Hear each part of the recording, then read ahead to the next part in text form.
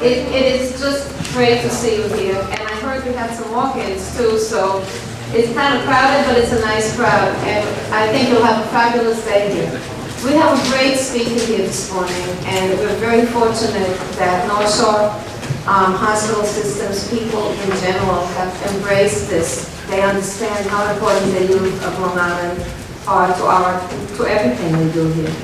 And so it's my pleasure today to introduce Michael Dowling, who is the President and CEO of North Shore Long Island Jewish Health Systems.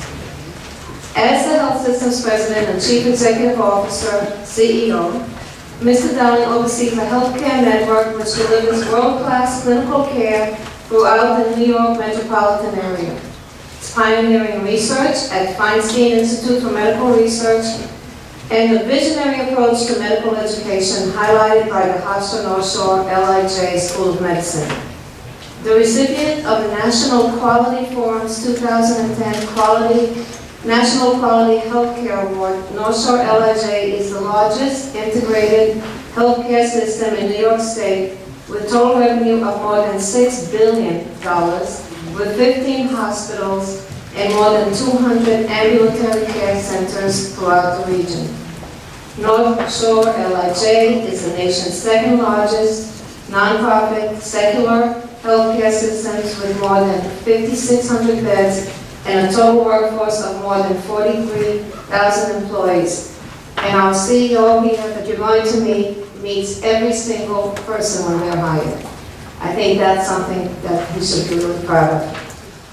Prior to becoming President and CEO in 2002, Mr. Dowling was the Health Systems Executive Vice President and Chief Operating Officer. Before joining North Shore LIJ in 1995, he was a Senior VP at Empire Blue Cross Blue Shield. Mr. Dowling served in New York State government for 12 years, including 7 years as State Director of Health Education and Human Services and Deputy Secretary to the Governor. He was also Commissioner of the New York State Department of Social Services. Before the public service career, Mr. Dowling was a professor of social policy and assistant dean at the Fordham University Graduate School of Social Services and director of the Fordham campus in Westchester County. Mr. Dowling has been honored with many awards over the years. They include the 2011 Gail L. Gordon Leadership Excellence Award from the National Center for Healthcare Leadership, the 2011 CEO Information Technology Award from Modern Healthcare Magazine, and the Healthcare Information and Management Systems Society, the National Human Relations Award from the American Jewish Community, the Ellis Island Medal of Honor, the Distinguished Public Service Award from the State University of New York Nelson A. Rockefeller College of Public Affairs and Policy, an Outstanding Public Service Award from the Mental Health Association of New York State, an Outstanding Public Service Award from the Alfred E. Smith Award from the American Society for Public Administration, and the Gold Medal from the American Irish Historical Society. This does not mention all of these awards. We could go for years. So it's with great pleasure. And by the way, I just found out that they hire about 125 employees every week. So it's with great, great pleasure, and it's our honor, and he's not related to our college, but we're still thrilled he's with us, to introduce Mr. Michael Dowling.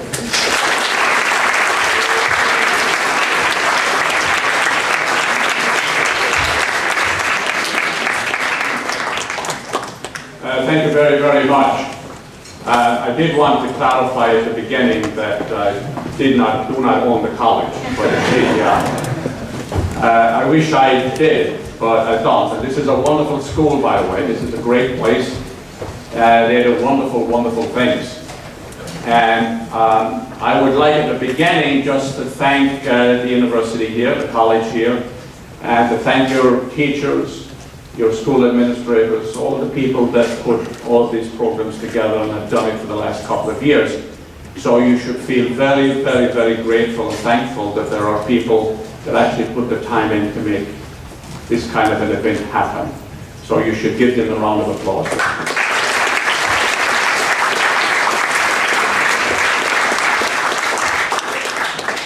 It's wonderful to be here. As you can probably gather already, I wasn't born in New York. Okay, by the way, how many people in the room were born abroad? 1, 2, 3.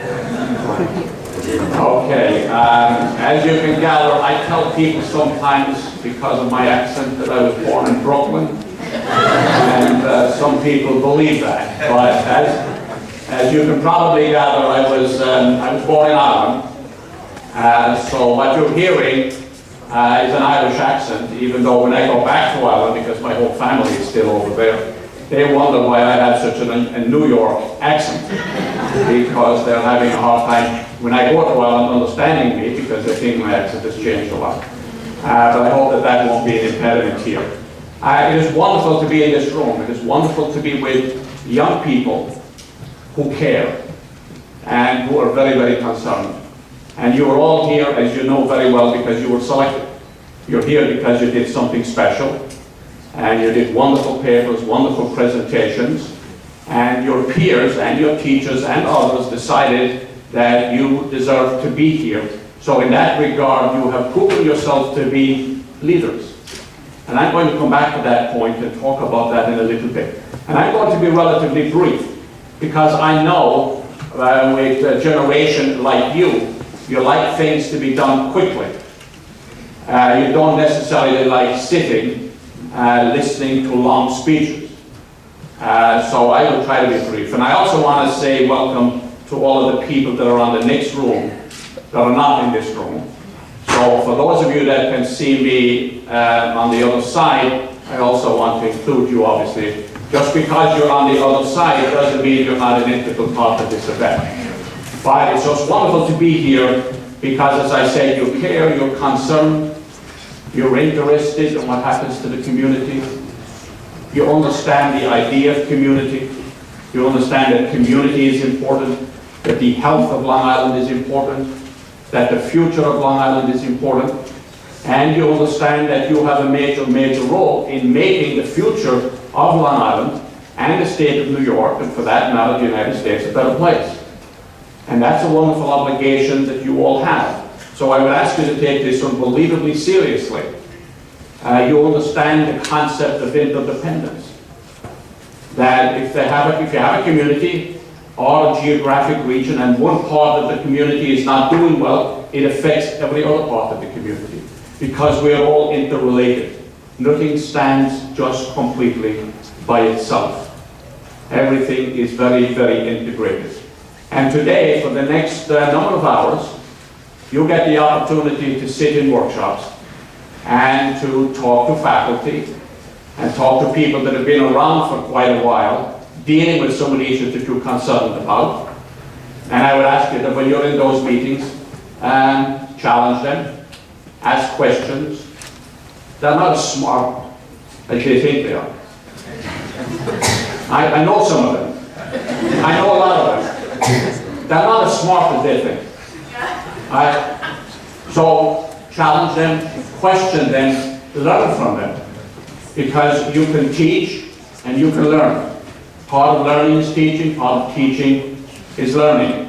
And it's also an opportunity, by the way, I will make this point and emphasize it, it's a great opportunity for you to create a network, to get to know one another, because you come from different areas, multiple school districts, different economic backgrounds, unbelievable different cultures. Just look around the room, how integrated the group is like and how diverse a group like this is.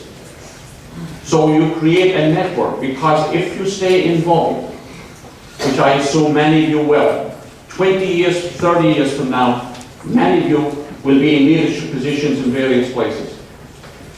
Just to give you an example, 30, 40 years ago, I worked with lots and lots of people. And we were young, like you, and we wanted to get involved, and we were concerned, and we wanted to make some changes. And over the years, many of those same people that I worked with years ago, many of them are still in state government. Some of them are in the White House right now. Some of them are in leadership positions in the legislature. Some are running companies, internationally and nationally. So we communicate all the time. So some of the people, there's a couple of people in the White House right now that worked with me 30 years ago, that I can pick up the phone and call and talk. And we remember the old days. And back in the old days, you never ever imagined that this is where any of us would end up. And I'll tell you a little bit later about how I got to be where I am here. Some people still wonder how I got to where I am. I still wonder how I got to where I am. So I'll explain how I got there, so to see whether or not you can figure out how I got here, okay? So, develop the network during the course of the day, make the context, make the relationships, etc. You know, I was asked, when they called me about doing this, they said, we want you to give the keynote. And I was wondering if anybody knows how keynote, the word keynote, came about. And it came about by an old ritual of barbershop singers who practiced a keynote before singing a song. That's how the word keynote came to be used. Now, I'm not going to sing a song. It's not what I'm going to do. That will not be good. We'll do that on St. Patrick's Day. We will not do it today. So what I do want to talk about for a few minutes, though, is the issue of leadership. Because I look out at the room here, and I see people who are aspiring leaders, who take it upon themselves to get unbelievably involved and interested. And I want to talk for a few seconds about some of the characteristics of leadership as I see them. Relatively simple, relatively straightforward, but I will just recount 5 or 6 basic characteristics. And I would ask you as you go through the day, and as you go back to your high schools, and as you stay involved over the next number of months and years, think of some of these.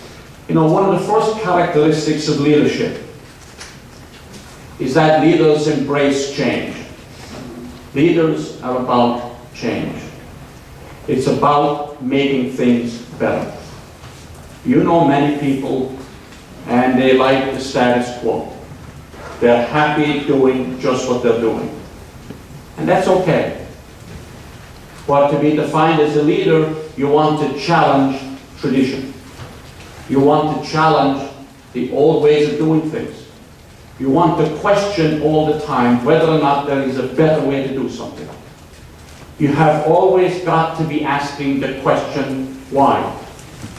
Why and why not? You want to be thinking out of the box all the time. So to be defined as a leader, in my view, one of the first characteristics is to embrace change. To be constantly pushing yourself to think how you can make things so much better.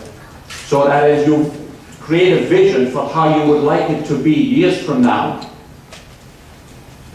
you can articulate that vision and you can ask the question continuously, how do we move it in this direction? That's number one.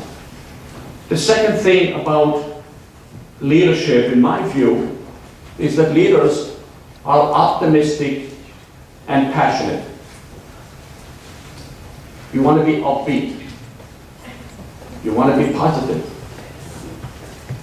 You know, it's very, very hard to get people to do something if you're very down in the dumps, frustrated, walk around saying, I can't do anything, I don't know how to do anything, it is too hard. Leaders are people who say, I believe there are wonderful possibilities in the future. Things can get better. Things will get better. We can succeed. I can make a difference in making things succeed.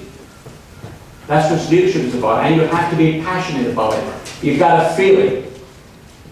It's not getting involved in something and saying, I have a job. I tell all of the employees in the health system, and we hire, I was just mentioned at the beginning, we hire about 125 people every week. That's every week of the year.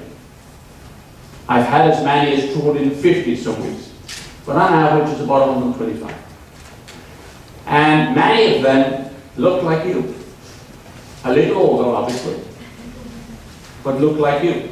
And I keep telling them all the time that if you work in a place like healthcare, you've got to care. You've got to be unbelievably passionate. You've got to worry about it. It is not about coming in the morning and saying, I'm clocking in, I have a job, and I clock out, and I go away. I tell them that what they have is an obligation and a responsibility. And you, as the younger generation, have an obligation and a responsibility. So find a passion and care. Because in healthcare, for example, to use one example, we deal with taking care of people every day. Everything we do, every moment, is about making life better for somebody or not. You know, we deliver every year about 24,000 babies. We do miraculous, life-saving surgery. People come in troubled, worried, concerned, and we attempt to make it all better. We help unite families, reunite families, save lives. To work in an environment like this, you have to be passionate and optimistic, and you have to care. Okay? The third characteristic is that leadership, at its very essence, is about influence. Remember, it's not about having a title. Now, I'm introduced as the president and the CEO, and others will be introduced as the director of this, the vice president of that, etc. And some people believe that if you have the title, you're therefore a leader. That is not true. Leadership, titles in and of themselves don't bestow leadership. Leadership is the ability to influence positively the behavior of others. How do you make people around you better? How do you get people to change their minds, constructively change their minds about doing something differently? How do you create followers? When I was in high school and in college, I became president of the Students' Council. And by the way, you talk about politics for a second.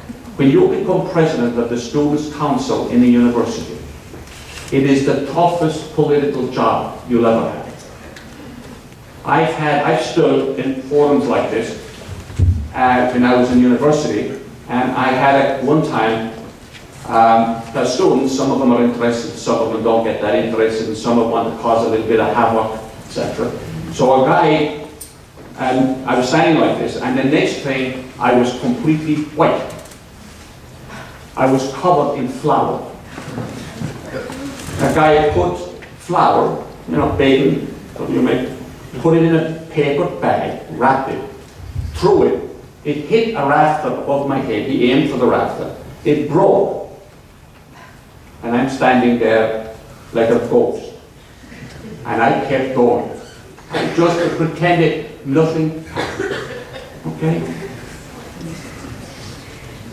It's about influence, remember.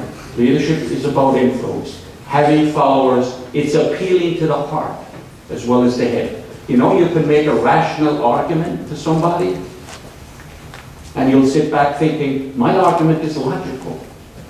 Why don't they get my argument? Well, they may never get your argument.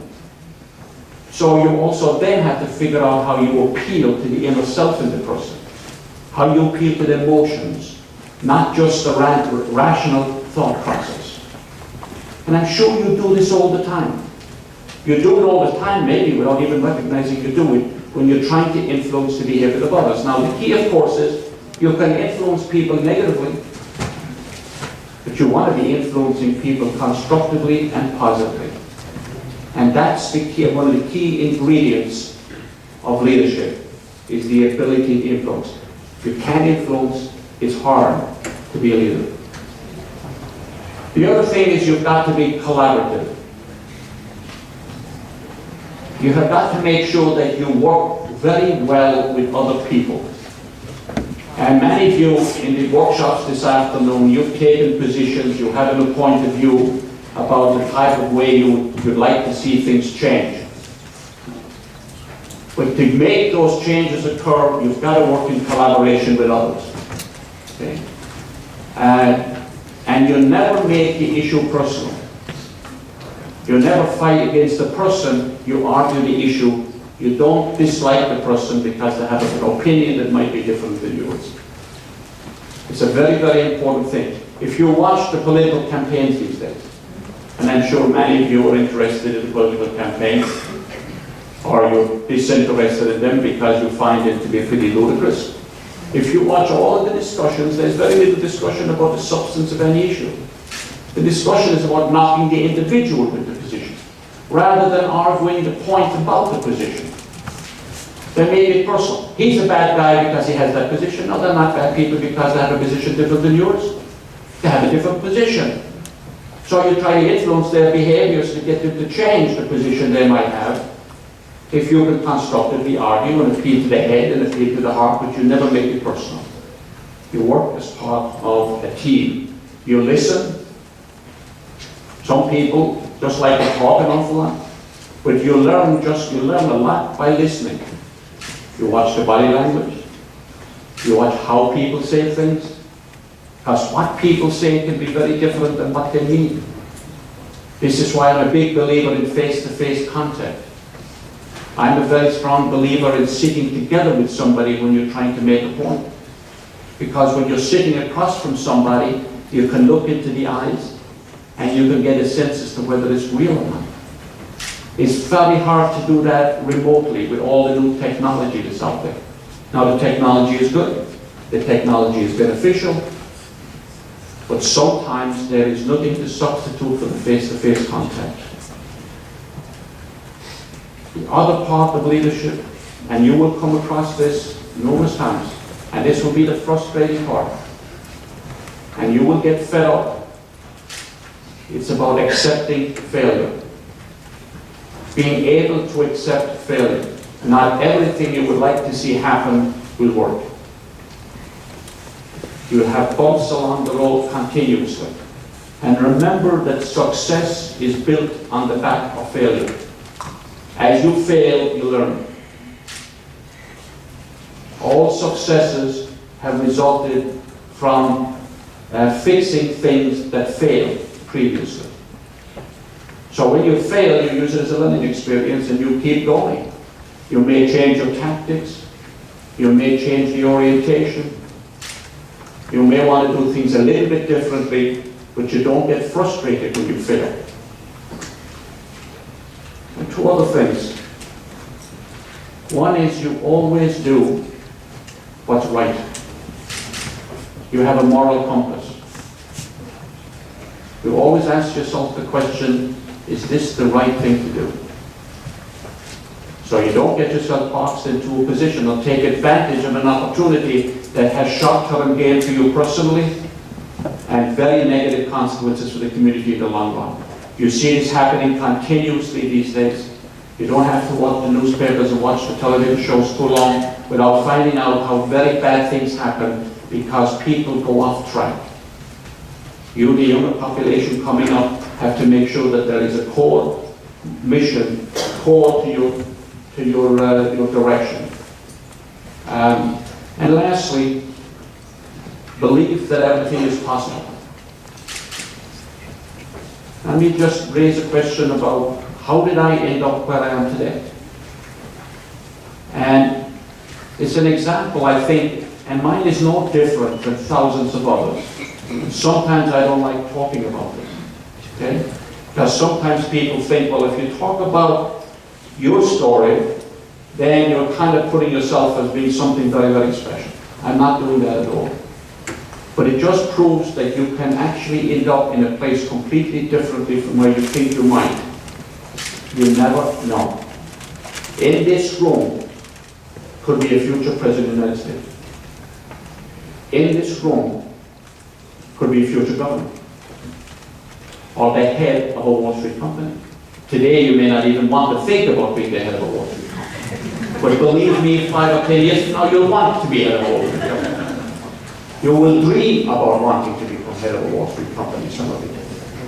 Today may not look that attractive. But as I said at the beginning, I grew up in Ireland. When I grew up, I didn't have too much at all. I left home when I was 15, by myself. I became the breadwinner of a family that had very little. No electricity, no running water, no bathrooms, no heat, mud floors, thatch roof, no means of transportation. It was a very class-conscious society back at the time. If you were down here, you were supposed to stay down here. You were never supposed to reach this. So my first job was when I was 8 or 9 years old. I left Ireland and went to England and worked in steel factories outside London when I was 15, primarily for the purpose of sending money home so my family could survive. I came to the United States when I was 17, and I worked on the docks for years in the west side of Manhattan. I have still a payroll slip of 1 week's work, 115 hours. I used to put in 40, 50 hours overtime a week on average. I stopped in the morning at 6, I'd end the following morning at 1:30. 7 days a week. I loved it. I thought it was fantastic. People would say, well, that was hard. I didn't consider it hard at all.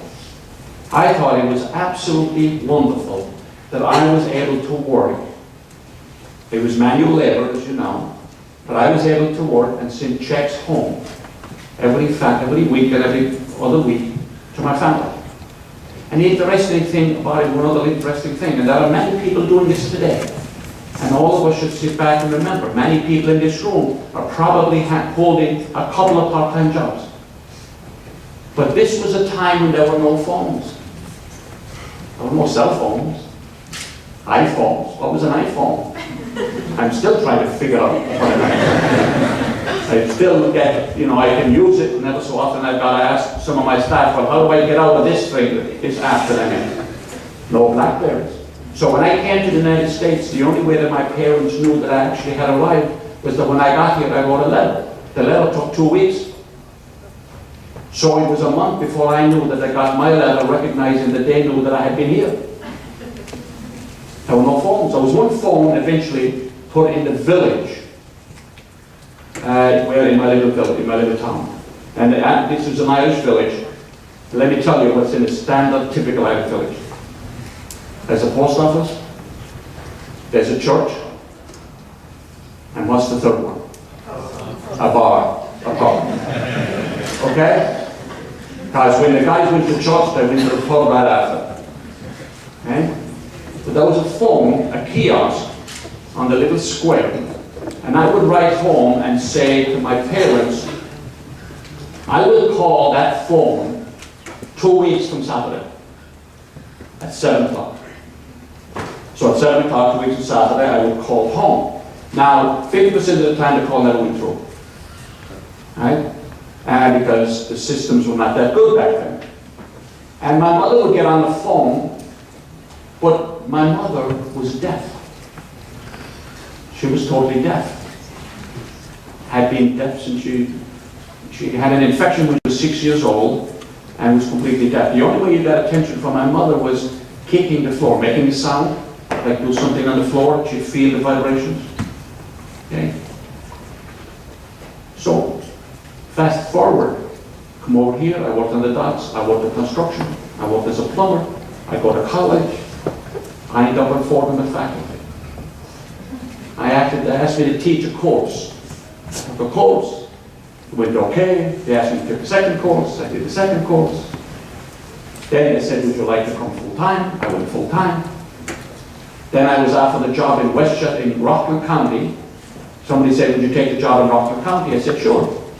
Where is Rockland County? How do I get to Rockland County?